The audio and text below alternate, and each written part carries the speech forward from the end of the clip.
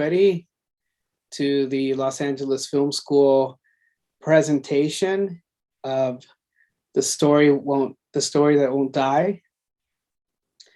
The Story Won't Die, with David Henry Gerson, who will talk about his film in depth, and I will introduce him very shortly.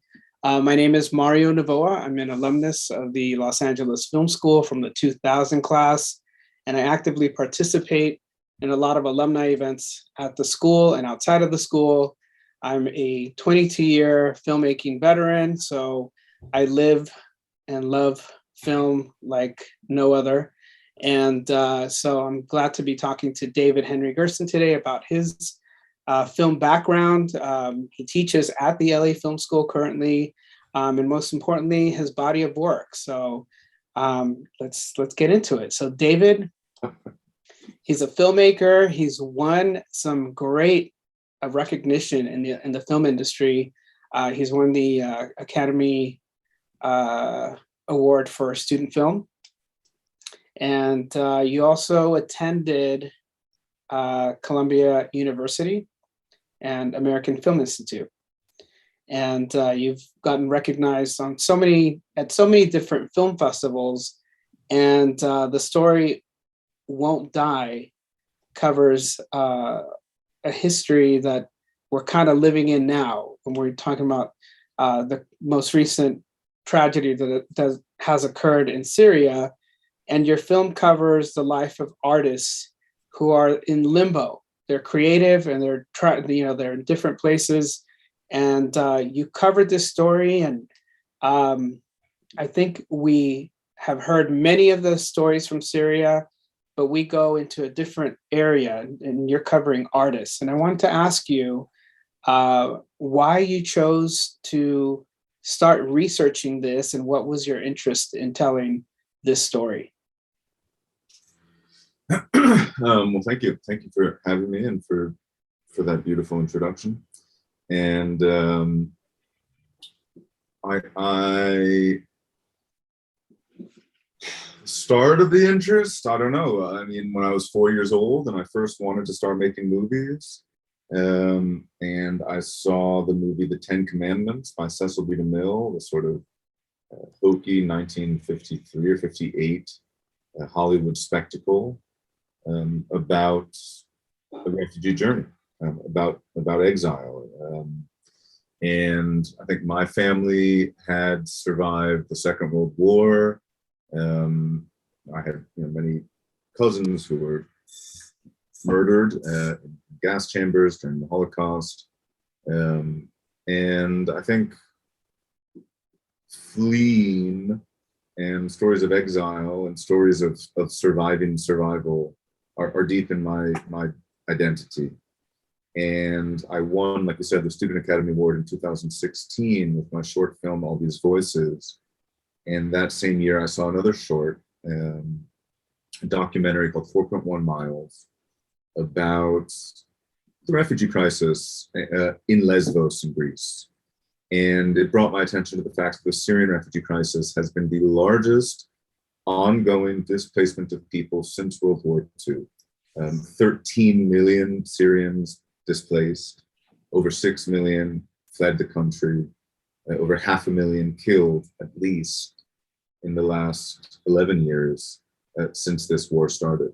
And I think my own personal family history, my father was born in a refugee camp after World War II, led me to be interested in how do people process war, and how do we as artists use our crafts in that pursuit. Who are the really noble people who are doing the incredibly difficult work of looking into the darkness of the worst war of our times, and how are they dealing with it? And in many ways, this is an 11-year-old war. The war in Ukraine is 120 some days. Even after 120 days, the shock we all felt in the first few weeks is different. It's just a fact. When you look at the newspaper now, it's not the same outrage, perhaps, that we felt at first. Imagine 11 years. So how are the people who are enduring this still trying to bring attention to these issues and using their crafts? You know, we have breakdancers, we have rappers, we have post-rock musicians, animators, traditional visual artists, experimental filmmakers, you know, all different medium, kind of doing the same thing, using their work to process and to protest. And I want to give an opportunity to show the trailer so that our audience can see a little bit of your work through the trailer, and then we can dive deeper into the making of the documentary. That sounds good. Luckily, I'm an artist, so I have space to use my memories. Tripoli, waiting for the ship, trip to Turkey, swag, whatever. That was amazing. It was shocking for them to see Syrian refugees. They are like rock stars coming from the sea. I saw the effects of war on me when I started doing music and art. I couldn't resist that temptation to scream against the whole history of Syria, against the whole establishment that is called Syria. Art can talk about politics, but politics can't ever talk about art.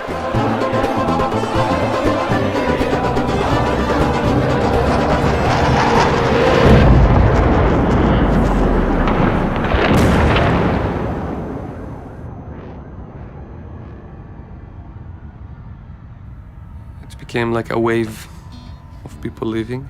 12 million out of the country, and the regime is still there. Through the people that I've known. I'm proud of what we did, this amazing movement that rose out of nothing. Straight in my new mind's eye. All those thoughts, it will never arrive to my brain if I didn't had that journey.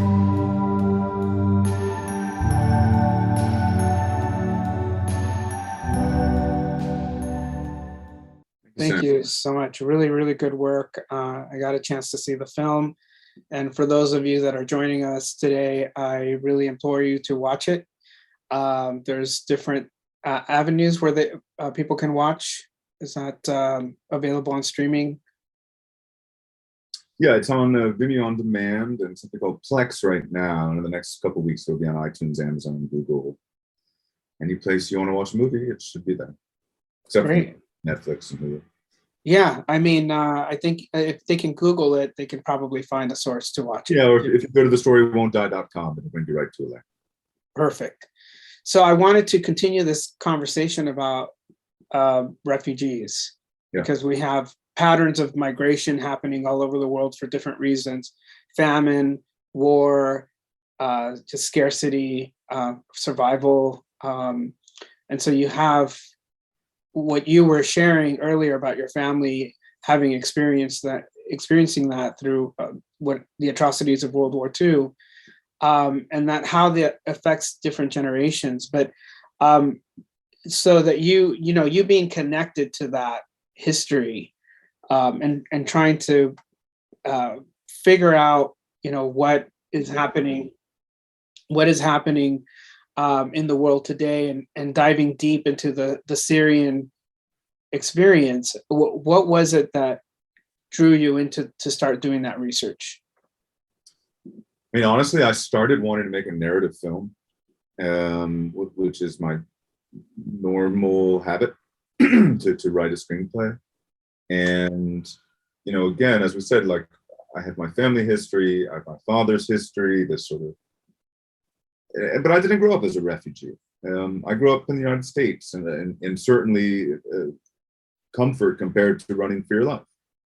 And this experience that was the sort of formative story of my family's identity was kind of alien to my own experience.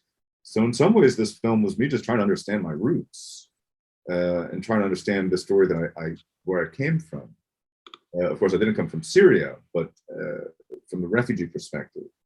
And I started just doing research and finding stories of people like Anas Maghrebi, this musician who sold his CDs with his band when he landed on the shores of Lesbos. I mean, this is not the image of a refugee that certainly, like on Instagram, for example, certain organizations need to get you to click a button and donate money. And so they put forward a certain story of what the refugee experience looks like that maybe wasn't as accessible to me personally.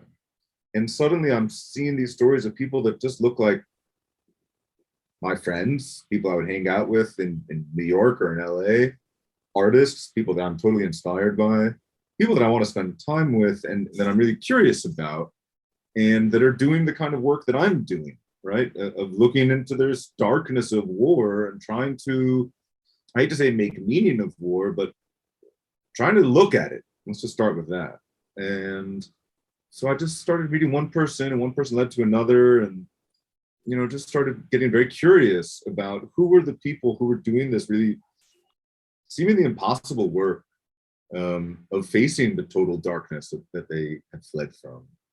I don't know if I'm answering your question at all, but yeah, I mean, you were curious about just the personality types in terms of being artistic and creative, and we have the luxury of living in this country where we're not really dealing with all those big life survival issues, and yet we are stuck in having writer's block or suffering through some creative process.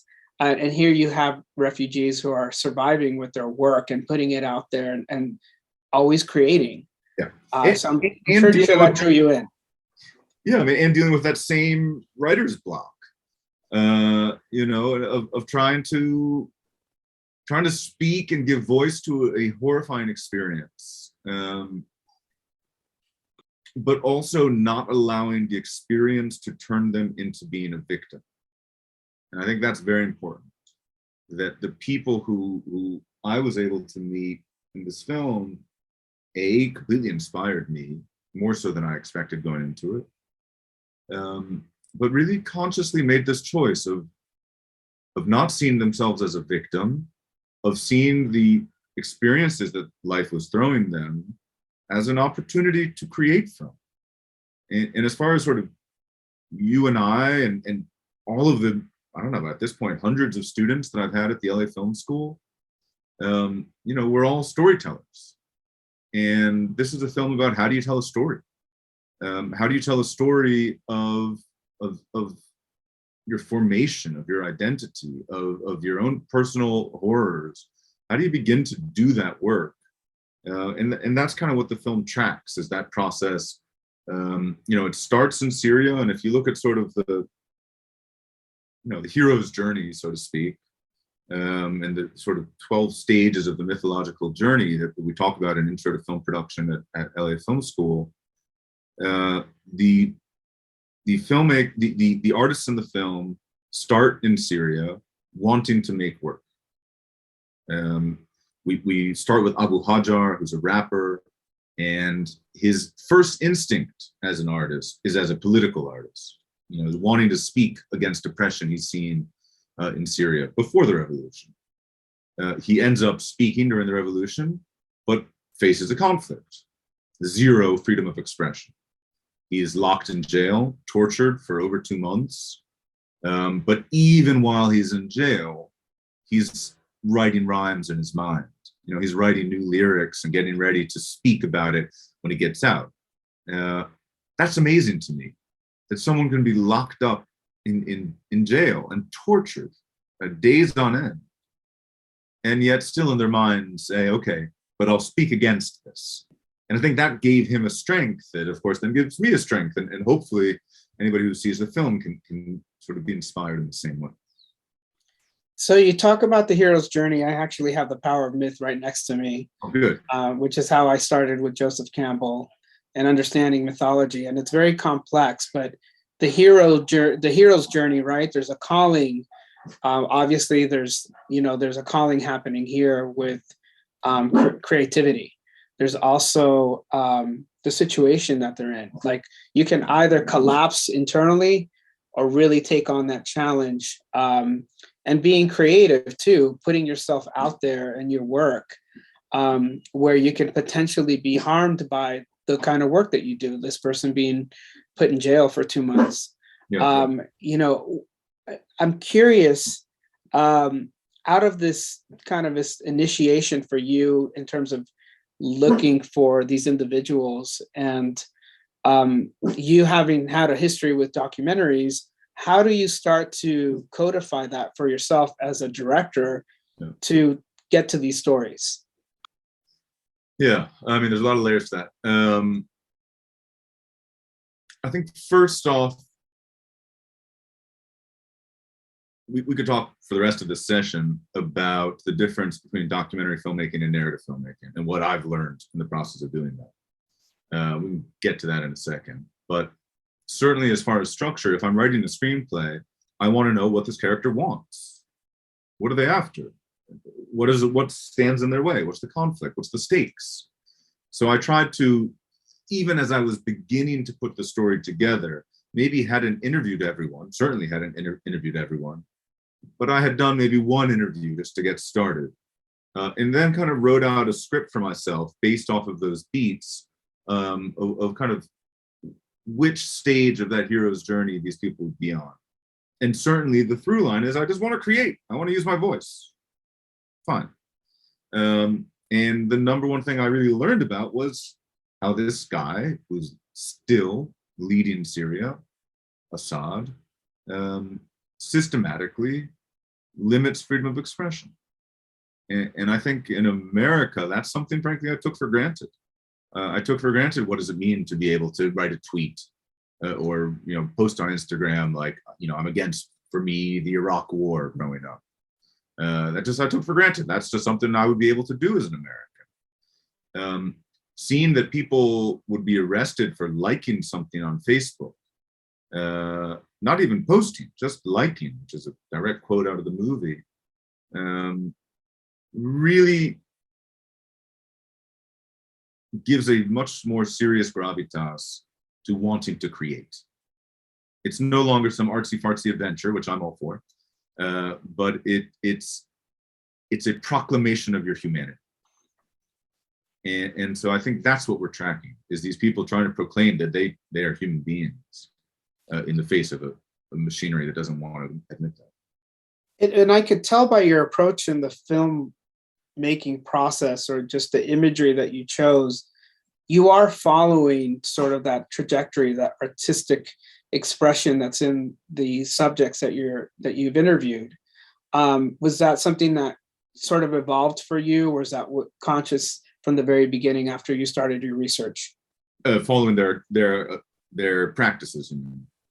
No, you had, the way that you shot certain environments, the cinematography, the music, it really kind of paralleled their artistic expression. Yeah, I mean, that was one of the big challenges of this film, and something, it's like Robert Altman knows how to do this, but I don't think I ever really want to dive too deep into this again, which is weaving 8 different stories into one story. It is virtually insane.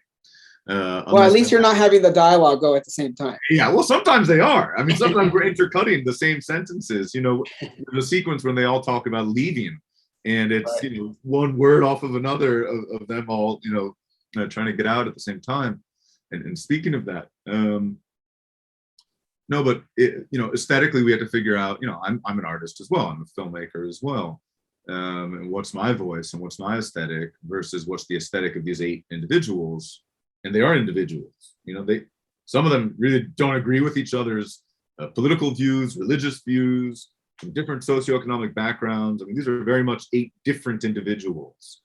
And part of the mission of the film was, we had a previous administration in the United States that often spoke very ill of refugees. And a lot of this for me was just trying to say, okay, well, who are these people? Who are these refugees? Who are some of these people that are risking their life to get out of their country? And so I felt a certain responsibility to showcase their work and not allow myself to get in the way of that. To showcase their work, to hear their work, to see their work, and then of course to craft my camera so it could be as if it was as seamless as possible into their work. And that changes based on the person that we're working with and that we're filming. In general, I also wanted it to feel like these were just friends. That's kind of how it felt to me. So I wanted the camera to feel very intimate. You know, I really made sure that I sat right next to the camera lens in every interview, had them look right in my eyes. You know, we didn't quite have the rig of having, you know, me be projected into the lens, so they're looking right into the lens. And that all kind of felt like it may take away from the kind of intimacy I was looking for. But literally, you know, in some cases we're in dorm rooms. I mean, one of them was studying at Bard College in Berlin. We're in his dorm room, it's tiny. And so that, of course, necessitated an intimate camera. But I also wanted to feel like as close as possible. And really the only wide shots we get, which actually the Variety review points out, are through some of the dancers. And the dancers have this kind of unique ability to push off some of the weight of what they're speaking of. And so we get these bursts of wide expanses through their ability to transform energy. You know, and so really allowing them to dictate how the camera works as much as possible. And of course, it's a documentary, which is, again, the difference of narrative film. You know, I can design as much as I want, but at a certain point, it's grab the camera and run. You know, versus if it's a narrative, you know, you could design whole sequences. So I think that's why the cinematography is in many ways the way it is. Although one other interesting aspect, our DP is a German DP. Her name is Louise Schroeder. She's excellent. She's done a lot of documentaries. And there's one moment when Abu Hajar, the rapper, is crying.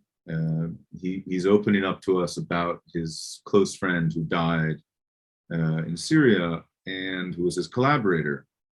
You know, and again, one of the themes of this film is how do you turn pain into something? So it was a very important story for the film, seeing whether or not he was going to be able to make beats and make you know, write his lyrics to these guitar riffs his friend had sent him. His friend, right before his friend died.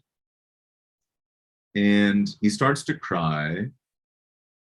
And my instinct, of course, is, well, keep shooting him. Louis had this philosophy of just stop. If he's having this emotional sort of breakthrough, the camera should not move. The camera should sort of respect his shit. And as a product, there's one of my favorite shots, which is him like really off to the side of the frame, having this very personal, intimate moment. And it kind of forces the viewer to ask, is it okay for me to watch this? And am I being a voyeur in a certain capacity? And I think that's a question that's woven throughout the film too. Even for me to be in this room, not as a Syrian, to be asking some of these people these questions that are very painful questions. You know, I'm asking myself, am I serving you? Am I helping? Or am I just helping myself? Is this my own ego doing this? Like, what's really guiding this principle of making this film? And I think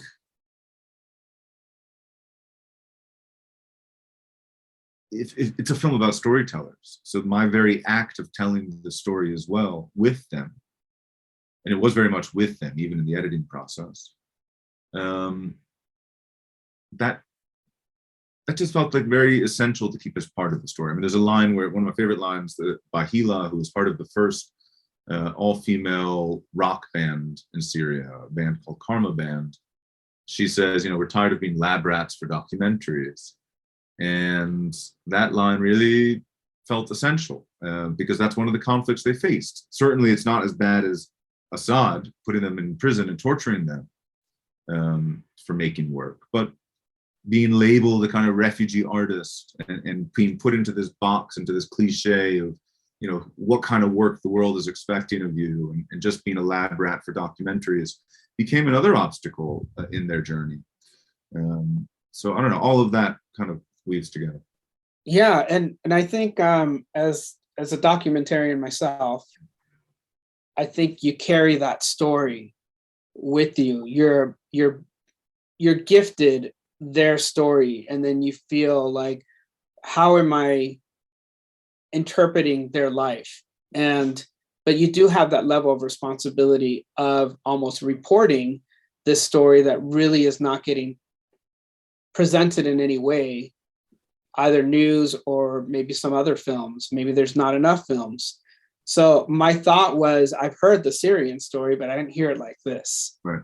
And so I'm pretty sure you had that in the back of your mind while you were doing all this. I mean, in many ways, I'm the child of these people in this film, because I'm looking at this like I'm my father's child and trying to understand, is there something he could have done differently in his life to process the horrors that he was born into, so that I am not stuck making war movies? You know, those are the kinds of questions I was asking everyone. You know, how can you deal with this so that maybe the next generation doesn't have this weight on their shoulders? And I don't know the answer to that. I don't think anybody does. But that was certainly what was the exploration here. And there are amazing documentaries about Syria by people who have really helped us as well, by Firas Fayyad, by Talal Durkee, and many others. And many of those are very much firsthand accounts of what was happening on the ground in Syria. My interest was more removed. What happens after you leave, when you try to look into this war? You know, in college and in high school, we read Homer's Odyssey. And I remember learning about the epic distance, you know, that Homer only wrote this great first work of the Western canon 100 years after the war, that he needed this quote unquote Homeric epic distance from the horrors of the war before this great artwork could be made. And in a way, I was trying to prove that wrong, and to see, well, what is the epic distance from Syria? And are people making work while they're on the run? And in some cases, yes. And how does the work evolve once you've reached safety? And unfortunately, the war is still going on in Syria. Anyways, these were the kinds of questions I was asking myself and have always been curious in. And so then this, and I think actually you mentioned other documentaries I've made. I did do a documentary about a woman named Ultraviolet that was called Ultraviolet for 16 minutes. And she was Salvador Dali's mistress, Andy Warhol's muse, you know, sort of this superstar in the art world. She attempted suicide, was born again, and became a born-again Mormon. And I was interested, I've always been interested in what's the relationship between the church, between religion and art. And here was a woman whose life experience allowed me to access that story. What's the relation between religion and art? And here's someone who's lived with the great icons of art in the 20th century, 21st century, and 20th century, and well, both. And so in other words, I'm looking as a documentarian for subjects that are living these theoretical, thematic questions that I've always been interested in. Yeah, and I did want to mention the cinematography, because we did talk about that briefly, but I remember that there was a moment where I think it's the rapper there's a silhouette, there's a shadow of his on the wall, and you pan down to see that. And I thought that was an interesting moment because it really it took us out of just seeing him, but seeing his almost his soul just being printed on the wall, and he's conveying, you know, what he's feeling, what he went through. And there were a lot of those like really interesting moments that are very cinematic that you try to avoid as a documentarian in present day, to have like, you know, what we have right now, which is like looking into the camera, it's two people talking, and that could be really boring. So that approach, I think, really speaks to what you were mentioning in terms of your approach to the whole thing. Yeah. I was really lucky. My first mentor as a filmmaker was the great documentary filmmaker named Albert Maysles, Al Maysles of the Maysles brothers, who did Grey Gardens, Gimme Shelter, salesman in a ton of great films. And I wanted Al to work with me on my ultraviolet film. And his first response, and he was like 80 some at the time. Wow, I'm too expensive. Okay. So, well, do you have any good advice for me? And he said, don't shoot a talking head. Shoot her as she would be in her own environment, as if you weren't there. Capture her as she really is. And it was the greatest advice I ever got, because suddenly I said, well, imagine I'm not here, and this woman, this is my first documentary about ultraviolet, takes an old purple ultraviolet brassiere and starts re-sewing it onto her head.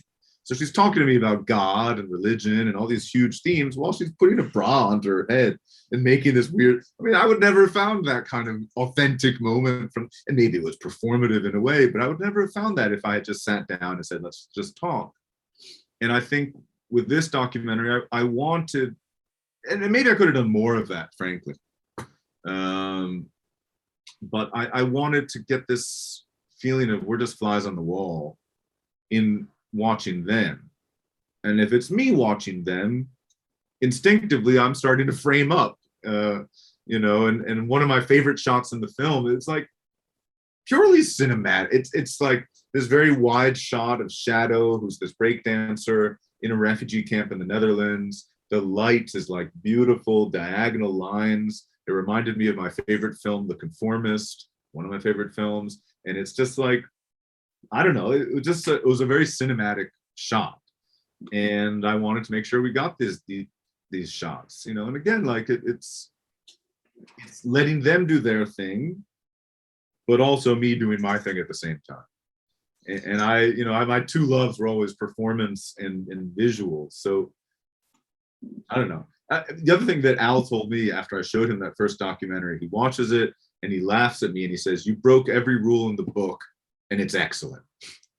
And so I don't think I ever really learned the rules of documentary filmmaking. I know Thabo is out there teaching the rules of documentary filmmaking, and I don't know what they are. So in many ways, I was making a lot of mistakes, huge mistakes that would be wiser to learn some of these rules. But I think also it's important just to play a little bit. And if something is exciting to you and invigorating to you, it keeps the whole project moving. Yeah, I didn't learn anything about documentary filmmaking when I went to the LA Film School because it wasn't a school set up for that. Yeah. And but I love the piece of advice that Al gave you because you can tell that there's a correlation there. What a great mentorship that you had.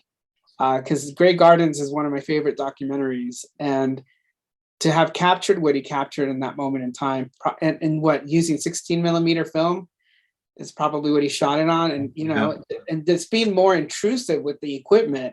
Now you can be a little bit more discreet with how you shoot things, but you know, there's a visual language there that is definitely appreciated, and that's so awesome that you got his advice that way. He was amazing. He was a sweet, nice guy, at least to me.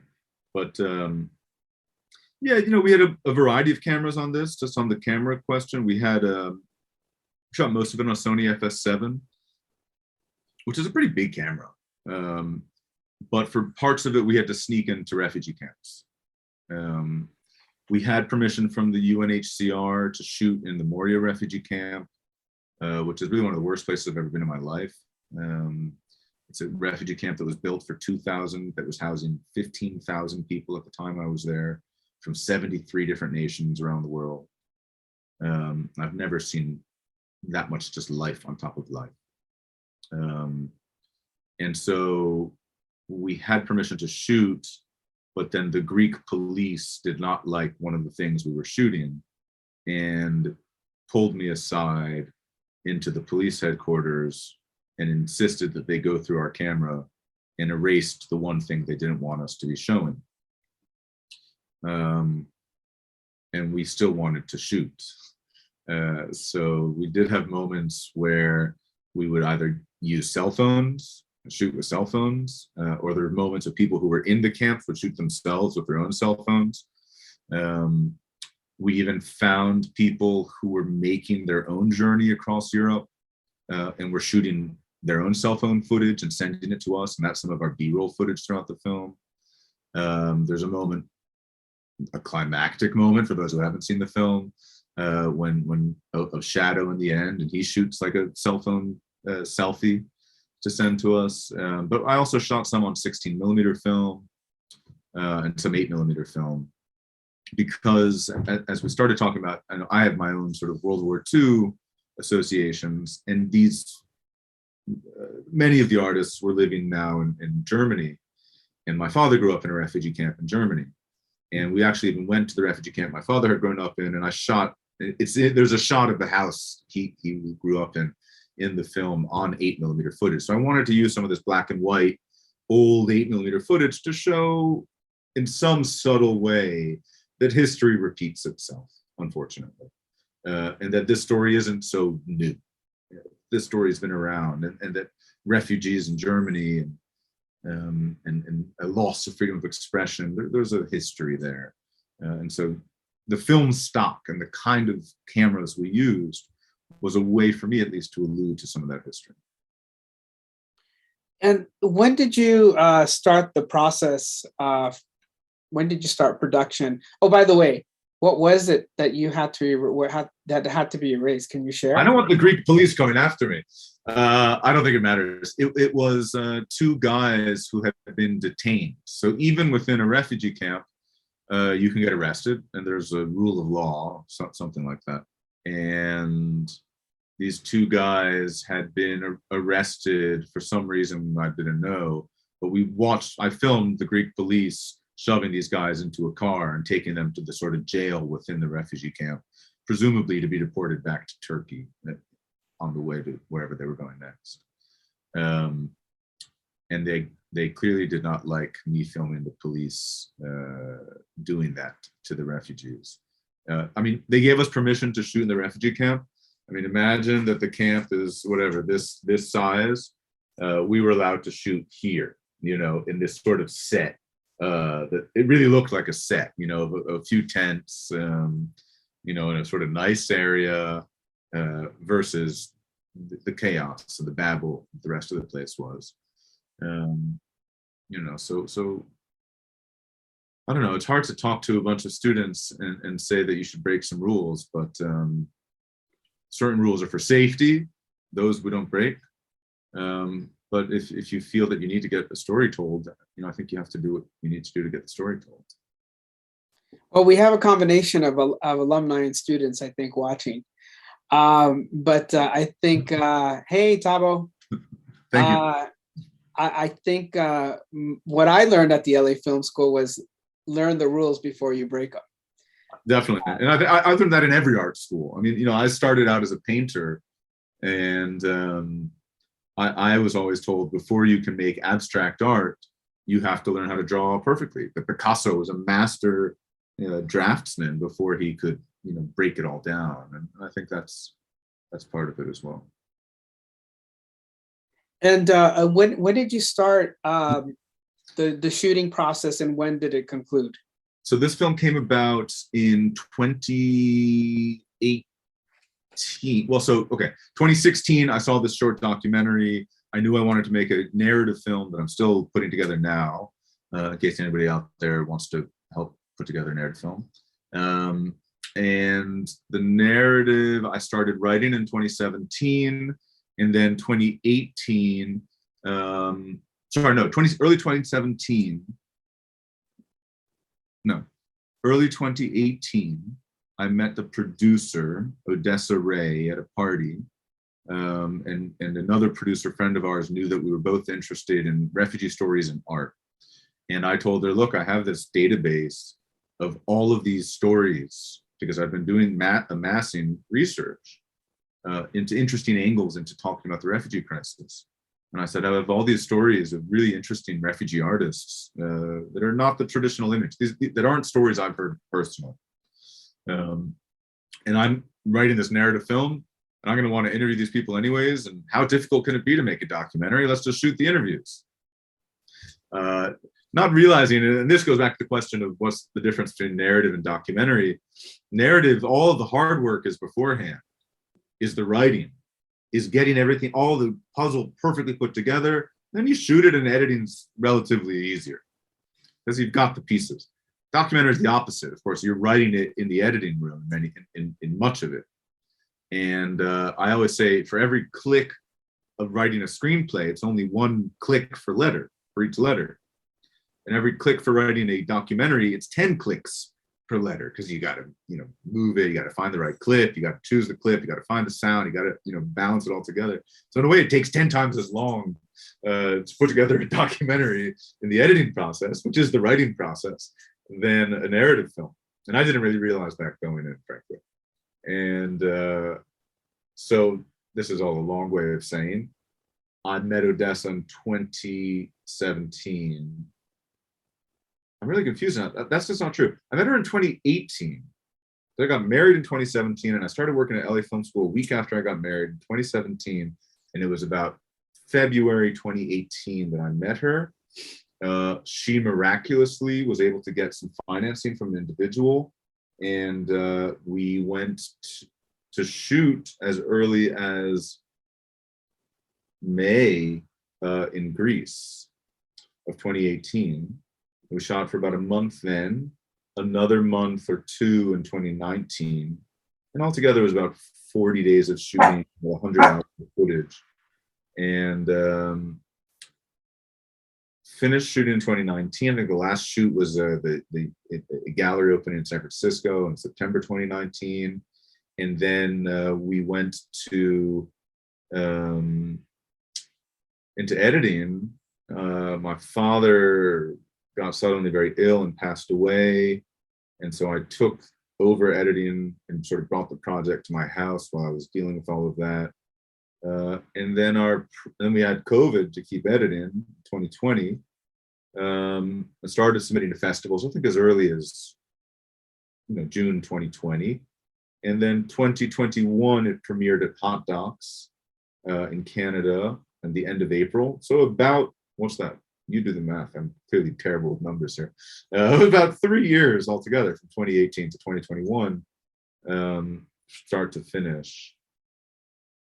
Yeah. And then it went to Hot Docs, AFI Docs in DC. And then I was very lucky. We traveled the globe with this film. Won an award in Mexico at FIC Autor in Guadalajara. And it won Best Director here in Doc LA. And I went to Poland with it, to Amsterdam. And I've been able to really bring this film around the world and meet activists around the world, which is an unexpected real benefit of making a documentary like this. I'm sure you've dealt with this yourself, but you end up meeting just fascinating people that I would never meet otherwise in conversation about the film, and in conversation about Syria, and in the conversation about refugees, and how do you tell refugee stories, and how do we, look, there are 100 million refugees on the planet today, the most in history. A large part of that has shifted in the last 120 days with Ukraine. But unfortunately, this number is not going to be going down significantly.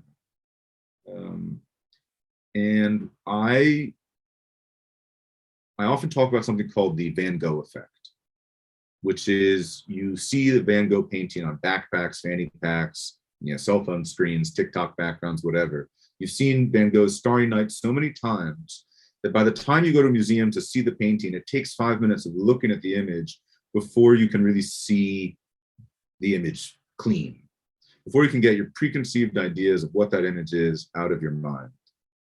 The same is true with a movie about the refugee crisis. And unfortunately, we as filmmakers, as storytellers, have to find means of bypassing the Van Gogh effect. We have to find means of making the story relevant again. Even if Casablanca told the best refugee story, or my favorite, The Ten Commandments, told the best refugee story in the 50s.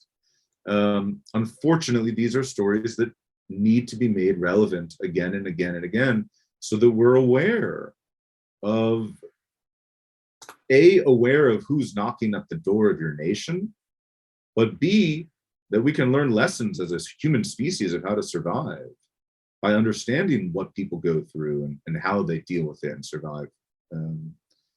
So, you know, there's a necessity of telling this kind of story, and there's a necessity of finding innovative and unique ways of telling these stories. That's my spiel. Well, I mean, 2018, 2017 must feel like a lifetime ago. Yeah. It's been a long journey for you, and what a blessing, what a gift to have traveled with the film to show it to new audiences. And we're presenting a more in-depth conversation today about the making of it. There are plenty of stories to tell. So those that are, I want to encourage those filmmakers in the room that think that maybe just documentaries is not their thing, you might want to rethink that. And I encourage anybody who has access to a camera to record, and there are many stories that we can cover, and there's not enough of us doing it. There is a question in the chat. How did you find the 8 individuals who take us on this journey? Yeah, great question. Again, so we sort of started, I had this massive database of just people I had found through BBC, CNN, just Google searches, Syrian artists or refugee artists, and just finding who are the sort of key names that pop up. And a lot of these people had been in press before. And so started with that, reached out to some people just through Instagram and finding people on Instagram. And then we brought on a co-producer named Abdulaziz Al-Hamza, who's the subject of Matthew Heinemann's documentary, City of Ghosts. And he pointed out to me, okay, it's great to use art to process, but let's talk about those who used art to protest. And so he introduced us to Abu Hajar and Diala Brisly, who were really much more activist artists. And they really bring us into the early days in Syria, where some of these other artists had nothing to do with protests, or some of them were involved but didn't want to talk about it for security reasons today. So that was one way. And then, you know, Shadow, the breakdancer, we met just in Greece, just shooting. We were filming an Iraqi rapper. And I was like, this is our story. We're going to be making this documentary about this Iraqi rapper in Greece.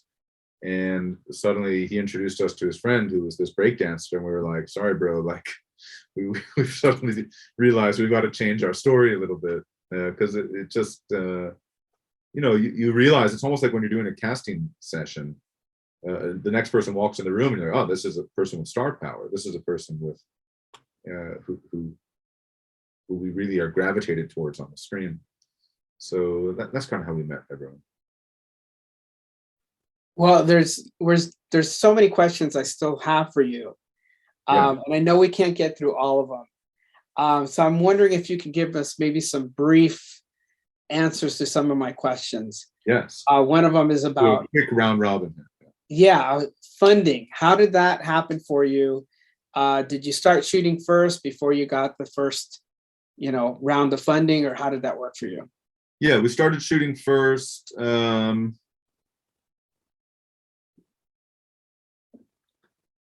think we got a little bit of funding, a few $1,000s from some individuals to get started, if I remember correctly, and that allowed us just to, fly to.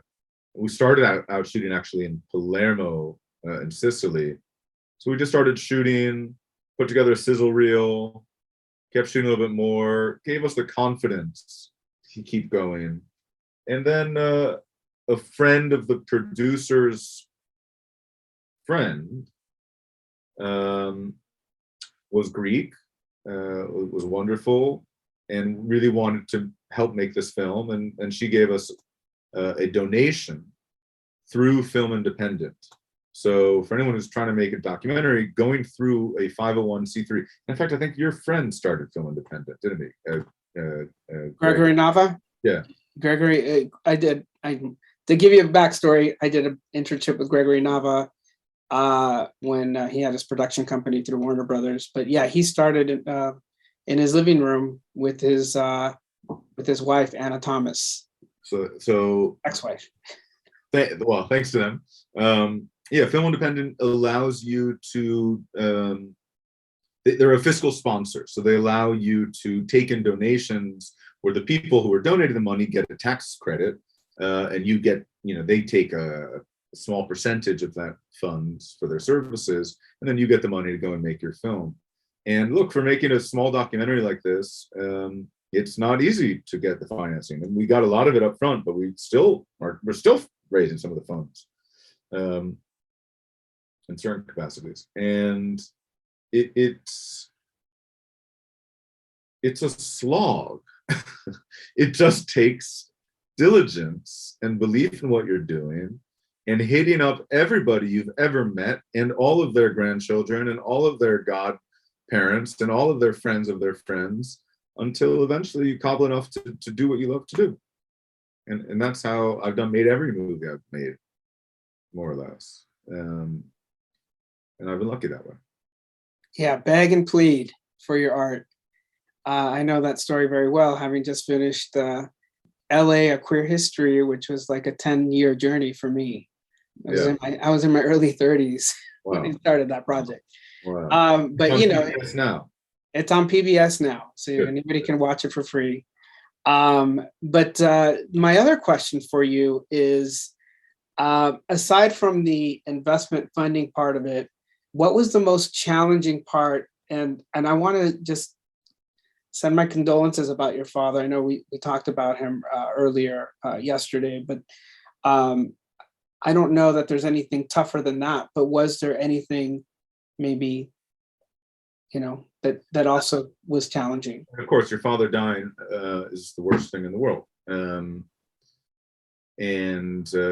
But as far as the documentary goes, it was an interesting thing because I had started every interview with everyone in the film on a personal level, by talking about what this kind of story meant to me based on my father's experiences and the stories that my grandparents had told me growing up. And so that was my way into the story, rather than just sitting down in someone's house and saying, okay, tell me what you got, because no one's going to open up to you. And half of these people would never have agreed to make the film if that had been my approach. So because I had spoken so much about my father with everyone, him then dying while I was editing it allowed me to weave a lot of my personal feelings. It just gave a real weight and symbolism to the whole film for me on a whole new level. And because everyone had kind of met my father in a way I had spoken more about my dad to the people in this film than to a lot of my friends. And so they became the ones to console me while I was weaving their story together. And so that became a really beautiful process. But the hard part, on the flip side of that, I think one of the hardest parts for me was while I was doing one of the interviews in particular, with one of the characters who's very, very analytical, overly analytical. And I started to really ask myself, why am I doing this? And what's my connection to this? And why the hell am I in this guy's room? And why am I doing this? And that was very, very painful, and very difficult. And of course, when I dug deeper, I realized it was because of my father. And it was because I had a lot of my own unraveling of my own identity that we were working through together in a way by making this film. Subconsciously, of course, you don't consciously go into a film saying, this is my therapy practice. But maybe subconsciously, there, of course, are going to be elements of that. I think that was the hardest part, was really looking myself in the mirror while doing this and saying, what role am I in helping, or am I a service or a disservice here? And that led to some difficult conversations, which I think I feel strong. And frankly, my narrative film I'm making deals with that difficulty much more directly.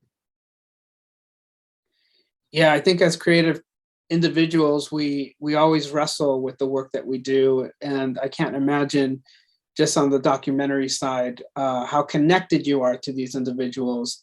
What a beautiful experience that you just shared, that, that consolation that was happening through with these individuals, and you losing your father. I mean, that's tremendous. So, commend you for finishing the film and getting it out there.